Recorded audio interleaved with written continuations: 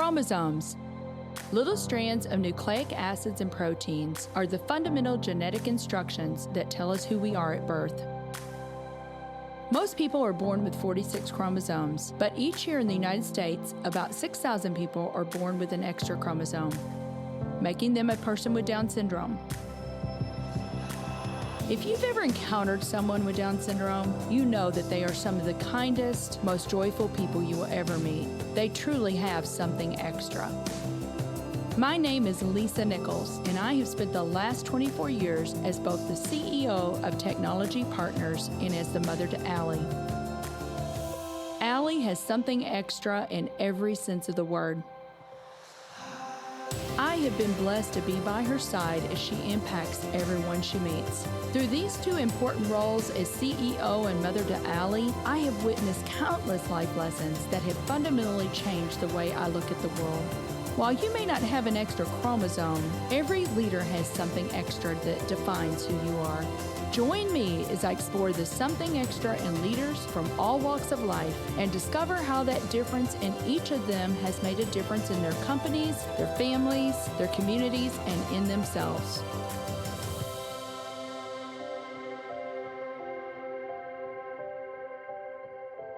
I'm thrilled to have Ian Watkins on the show today. Ian is Executive Vice President and Chief Human Resources Officer at Mallinckrodt Pharmaceuticals. Ian, thank you so much for being on the show today. I'm so excited about our conversation, and you and I met a few years ago when we got involved in the Independence Center with the Dancing with the St. Louis Stars. Lisa, first of all, thanks for inviting me to be with you. I'm excited about the opportunity to share some of my thoughts. And yes, the Independence Center Dancing with the St. Louis Stars is an amazing event. And we are so grateful to you and particularly to Allie for being a star on that evening. It was fantastic. And I've enjoyed getting to know you and Allie better since that time. Very good. Well, I am so excited for our listeners to hear your story. And I just know that your insights and wisdom is going to help them, Ian. So let's just jump in. I know a little bit of your story, but the listeners may not. You didn't grow up in the United States. Where'd you grow up? No, I'm originally from England. I grew up in a small market town called Farnham in Surrey. That's about 35 miles southwest of London. It's a very historic old town. I mean, there's proof of settlement there that goes all the way back to the Stone Age and every evolution since that time to the town that it is today. And I know, and you and I have talked a lot about your mom. I know that you grew up with a single mom. You know, I think you were the youngest of four, right? So you were the baby. But your mom was just an amazing person. And I know that that was hard and difficult on her, but you said she had this determination and resilience to keep the family together. So tell me a little bit about that. And I know that you really loved school. Yeah, that's so let me unpack some of that and we'll take it in order. I'm the youngest of four, two brothers and a sister. There was 4 years between each of us as we were growing up. My parents separated shortly after I was born. Very unusual in England at that period of time during the 60s and early 70s for a single mother to be raising 4 kids on her own. But she had a certain determination that the family was going to stay together no matter what. And she did everything to make sure that that happened. You know, she was a young teenager during the Second World War in England in an area that was heavily bombed and went through the period of rationing and austerity that came after that period of time. She was a tough cookie. There was no two ways about it, and you didn't mess with her. It was as simple as that. So yeah, she was very determined, as I said, very influential in shaping my life and my upbringing through that period of time. So you really didn't like school. And I was teasing when I said you loved school. You didn't really like school, but at some juncture, you had a defining moment. You had a pivotal moment to say, I probably need to focus on my education. When did that happen, and what was the precipice for that? My kids are going to hear this, so I'm sure I'm going to get it in the neck as well. I didn't enjoy school. I was, I guess, a below average student, largely because my interests were elsewhere. I played every sport I possibly could. It kept me out of the classroom.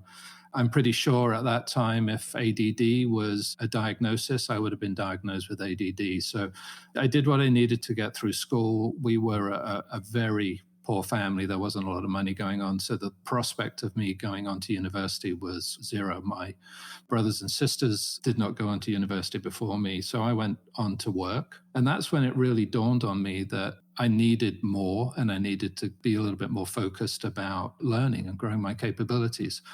And was fortunate enough with my first employer that they were willing to support me and help me as I went back to school to do my undergrad work. And so I focused on business and finance and later went on to do a diploma in human resource management and then had the opportunity to do an MBA. And as I got deeper into the experience and as things started to unlock, probably as I became a bit more mature, to be quite honest, I found a real passion for learning. And my MBA, I absolutely adored. The experience of that education, of working in those cohorts, really did feel something for me. So, yeah, I was a late blossomer as far as education was concerned, but I'm very grateful I learned the lesson when I did learn the lesson. Right. I mean, you got to where you really enjoyed the learning, you enjoyed the growth, right?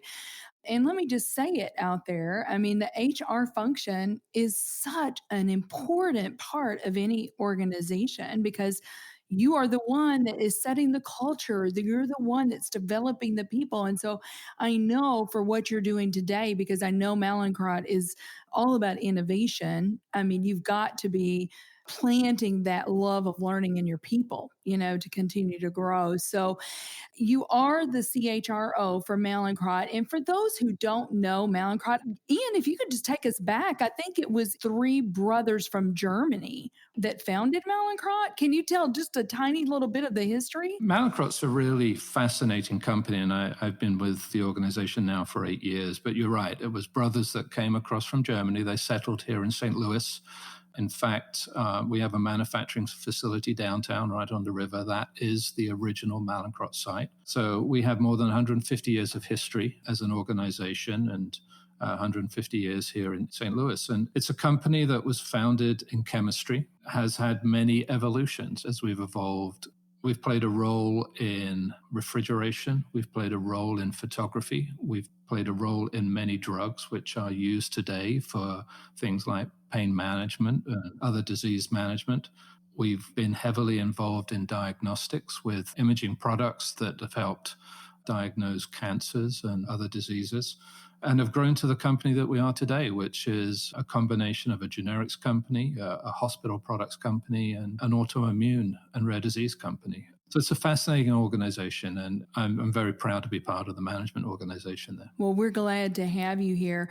So, Ian, I think I read something where the first time that you became a CHRO, you were only 38 years old. Is that right? It is. I started as a project manager in an engineering company and very quickly realized that's not what I wanted to be and made the move across into training and then into what was then personnel management and human resource management. And I'm a firm believer that there are moments in time that define people's careers. For me, one of those moments was accepting an offer to join what was then Bausch and Lomb, the ophthalmic company. I was working in telecommunications at the time and was given an offer to move across into healthcare. I didn't realize at that moment how pivotal that decision was going to be in shaping my career. A couple of things happened. The first thing is that I moved into an industry that I'm really passionate about, and that's healthcare. And I've been in healthcare ever since that move. So that's more than 30 years now. And one of the things that Bausch and Lomb did for me was give me the opportunity to rapidly grow, not only in human resources, but as a business leader as well. And so I went from being HR manager for the UK subsidiary to being appointed as CHRO for a Fortune 500 company in 10 years. And at the age of 38, I was appointed and my family moved back to the United States then. We've been here once before, but we moved back to the United States at that time to take on the role. And so, yeah, it was a very rapid rise and an exciting rise, but also a challenging one, as I found out once I moved into the role. Right. And I just love your vulnerability and your authenticity because you said what you found was you really weren't prepared for it. once you got there, you're like, oh my goodness, I'm not sure that I was ready for this. So, what was that experience like? And obviously, you fixed that because now you're the CHRO for Mallinckrodt. So, you've continued on that vein. So, tell me about that experience. I think there were many facets to it. But, I think as a young professional rising in a company, had the opportunity to take on a couple of international assignments. I had two very influential sponsors in the organization that were really managing my career well. And then some things happened that forced some decisions in the company that put me squarely in the spotlight. And that's when I was appointed to the role. And of course, when you're growing that quickly, at least for me, things moved very, very quickly. You're in and out of roles in 2 or 3 years. You're constantly taking on something new. And I found out when I reflected on the experience afterwards is what was probably lacking at that time was a period of consolidation in a position, really being accountable for the decisions you had made and the actions you had taken. So when I came into this role at 38, I talk a little bit about blind ambition. Of course, my career was to be first chair in the company. That's what I wanted to do, but I wasn't ready. I didn't know what I didn't know. When you're thrust into the spotlight of senior management in a public company, working with boards for the first time and responsibility and accountability that goes with that, it was overwhelming. And for the first time in my career, I think I was facing the situation where I recognized I wasn't performing at a standard that I wanted to be performing at, or indeed needed to be performing at. That was disorienting, very challenging. Well, obviously, you figured out what those gaps were. So I know you say now your leadership style, you are a servant leader. You love coaching, you love mentoring people. How can I serve you, my team? How can I lift my team? And when I lift my team, that lifts the whole entire organization. What would you say? Or maybe you didn't even know what your leadership style was then. What was your leadership style then? And, has it changed? I mean, obviously, I know you're a servant leader now, but what was it then? I don't even know, Lisa, if I could say that I had a leadership style that had evolved there. I've always taken a position of high engagement with my teams, trying to bring a strategic vision and direction. But I think, if I'm honest, at that time, I was probably more textbook and less authentic as a leader. And I think that was part of the challenge. It was, how do you manage a very complex situation when there isn't a chapter in the textbook that tells you how to deal with that very specific issue at that period of time? And I think the key thing that I learned was that I assumed that I had the answer when really I didn't. And I think I assumed that you automatically get positional authority and followership that I hadn't earned. And I think those were key lessons for me. And it was after I left that role that I really reflected on. I can remember the conversation very clearly with a friend. They asked me, what did I learn for that experience? And that's when it really dawned on me that I just wasn't ready. It happened too quickly. Fortunately for me, I learned from it and my career grew as a result of it. I've met people who have been through that experience where it has completely undermined their career progression. So I think for me, I was fortunate that I learned from it, adapted, adjusted, and was able to move on. Very good. Well, I want to dig more into that because I know that you have a management tool that you have used throughout the years. And I know that that's going to really help our listeners. But we need to take a quick break and then we'll be back with Ian Watkins. Let's face it, the future is mobile. There's a good chance that you are listening to this show right now on your phone. Have you explored how you can move your business mobile too? Our mobile apps team at Technology Partners makes it their mission to move our clients into the hands of their employees and customers and change their business processes to meet the demands of their users. Let's work together and build a dynamic mobile app for your team. Go to tpi.co/mobile apps and get the conversation started about how we can help you get your new application off the ground. So, Ian, I want to dig into this management tool that you came up with years ago and you still use it today. It's a very simple but thought provoking framework. And you and I have talked about as leaders, we need to kind of plan this time to step back sometimes and ask ourselves the tough questions. So, can you tell our listeners about this framework that you've used over the years and you continue to use today? I really do believe in and subscribe to the value of servant leadership. And I think to be an effective servant leader, you have to have a pretty healthy degree of humility. And I think to have a healthy degree of humility, you have to know who you are and be comfortable with who you are as an individual and as a leader. Many years ago, I went through an exercise to answer 5 very simple questions. Those questions are: where have you been? Where are you now? Where are you going? How are you going to get there? And how will you know you've arrived? At the time, I never really appreciated just how powerful those 5 questions were going to be for me. And since that time, I have consistently adapted and adjusted those 5 questions into so many different situations that I've faced, either as a leader of an organization, in evaluating a strategy, in problem solving, and defining how I want to move forward. As a coach, I've often asked coachees and the mentorees that I've worked with to take themselves through that same exercise.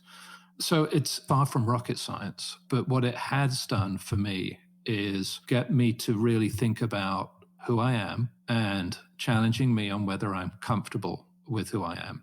So do I really understand myself? And if I can be true to myself, then I can be authentic in my leadership style. That's the basic premise.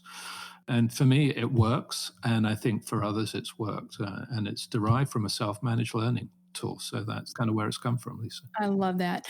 Well, Ian, I've read so much about CHROs. And like I said, I do believe the CHRO is sitting kind of at the heart of the organization because a lot of times they're the ones that are really putting the programs and the things in place to drive the culture and policies and that sort of thing to drive culture. And I've read a lot about what is top of mind for a CHRO 2020 and beyond. Everything from, attracting and retaining talent to improving the employee experience, all kinds of things. But what would you say? As I think about my priorities at this moment in time, we've been redefining the company over a number of years now. So cultural definition, organizational capability, depth of talent have been essential parts of our discussion for a number of years now. And I've been driving that on behalf of Mallinckrodt. Of course, we're currently in the middle of an enforced social experiment thanks to COVID. And that, I think, is starting to create a new discussion for CHROs, which is about the future of work and the role of technology in that future of work and how we're going to run companies in this environment. And I think what the lockdown, thanks to COVID, has done is it's proven to many organizations, including my own, that we're a lot more capable than we thought we were of operating remotely, of leveraging technology in an effective way, of continuing to stay true to the focus, the higher purpose, and the priorities of an organization, but just work differently. And so I'm fully expecting, and I have teams now working on how will we work as an organization for the rest of 2020, but then more importantly, 21, 22, 23, 25. And I firmly believe that the model that we've operated in up until now will not be the way that we operate in the future. So for technology, ways of team engagement, ways of connecting people to the organization, ways of simplifying how work gets done, allowing people faster access to more information, more data, better decision making. These are all part of the solution that I'm thinking about. Mm-hmm. So I read, you guys, pharma, healthcare cost, all of this is top of mind for a lot of people right now. And I know that Mallinckrodt made a pledge. They call it the Pledge to America.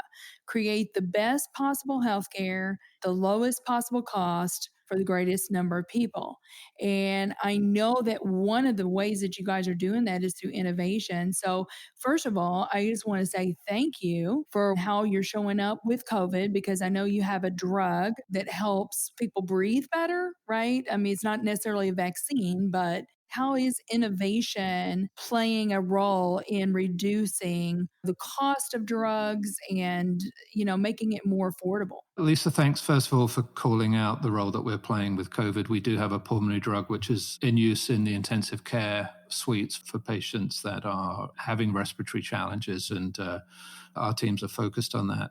So we're very proud to be playing our part in helping to solve this problem.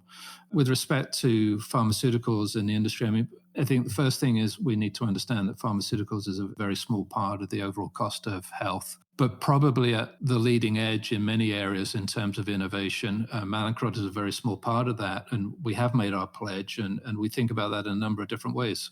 We think about access, we think about new drugs, new technology, we think about pricing. So we're trying to play a part in all these areas, but our focus at this moment in time is in really two areas. First of which is the development of drugs in our portfolio and making sure we are developing innovative and effective drugs that we can safely bring to market. And we're focused on doing that.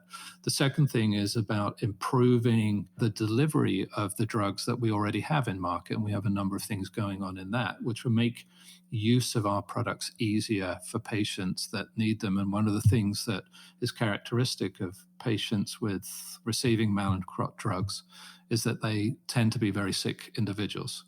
They are either cancer patients, they are suffering from some autoimmune or rare disease condition, and these are patients that are running out of other options for treatment. So we're very focused on that. The pricing piece, we're doing our bit to try and control the cost of drugs and making sure that patients that need our drugs can get access to them. And that's really the focus that we have. Well, Ian, we've talked a lot already about leadership and vulnerability and authenticity and servant leadership, but this is something extra.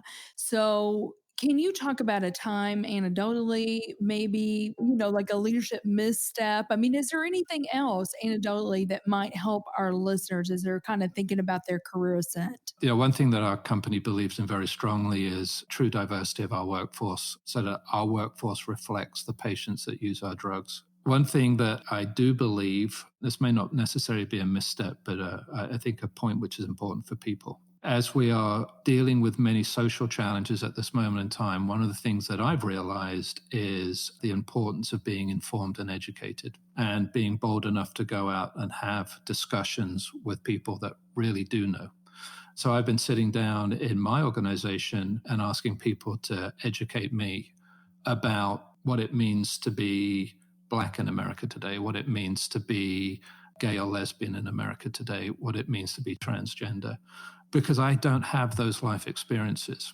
And I can certainly think of situations in the past when I was younger, more naive, more ambitious perhaps than I had a right to be at that period of time, when I haven't taken the time to be properly informed and educated. And I do really believe that with education, you change minds. With training, you change behavior. And we need to change minds at this moment in time. So that's what I've tried to do. And I've certainly made that mistake of not doing it in the past. Sure. Oh, that is such wonderful advice to engage and to learn and know that you don't have all the answers. We may think we have all the answers, but we really don't because we don't know. We don't have that life experience. And so really to take the time to engage in those conversations is really critical, I believe. So I think that is wonderful advice. So, I want to give you the opportunity to tell our listeners about something that you're really passionate about. And if they are passionate too, or if that's something that they say, hey, I want to get involved, how would they get involved? Yeah, Lisa, you and I met through the Independence Center and our major fundraiser, which is Dancing with the St. Louis Stars. I'm now just ending my first year as president of the board of directors for the Independence Center. And I've become increasingly passionate about removing the stigma associated with mental health because of our own family connections to mental illness, and my youngest son suffers. The Independent Center is a fantastic organization. It's part of the Clubhouse International Network. They literally are all over the world. So wherever your listeners are, please do look at Clubhouse International and the Clubhouse model. 1 in 5 adults suffers with mental illness in the United States. The statistics are common all around the world. Finally, the conversation is opening up about mental illness and its impact on those that suffer and families and caregivers. The Independence Center, we have a mission to improve the quality of lives of adults suffering with persistent mental illness. COVID has put a lot of pressure on us as an organization because it's put a lot of pressure on people that suffer with mental illness. So I would ask you, if you are in the St. Louis area or if your listeners anywhere, be inquisitive. And if you're not informed and educated around mental illness, do some research. It's simple internet, half an hour, and you're going to have your minds open to the physical, emotional, and financial cost of mental illness. And there are things that we can do to change that. And the first thing is we've got to start the conversation and talk about the subject. So that's my shout out. If you're in St. Louis, please go to and support the Independence Center. Economically, we're struggling at this moment in time because of the pressures that have been created by COVID. We are absolutely dedicated to our members and we'll do everything that's right for them. But we need more people educated, aware, and willing to stand up for those that suffer with mental illness. Right. They are doing amazing work. Everything from skill building to finance and budgeting skills to giving people the dignity of employment. So when things start opening up, if you have not visited the Independence Center, I would highly encourage it. It's down kind of in the Cortex area, down where the CIC is, and go down, ask for Abby Berger. Yes. She'll give you the VIP tour and just go and check it out and see what they're doing. But yeah, we definitely could use the support. So Ian, thank you so much. Thank you for making the time. This has just been so much fun for me. And I know that this is going to really help our listeners. So thank you for giving of your time and your talent today. Lisa, it's been a pleasure. And again, thank you for inviting me to participate. Thank you for listening to today's show. Something Extra with Lisa Nichols is a Technology Partners production. Copyright Technology Partners, Inc., 2019. For show notes or to reach Lisa, visit tpi.co/podcast. Don't forget to leave a review on Apple Podcasts, Google Play, or wherever you listen.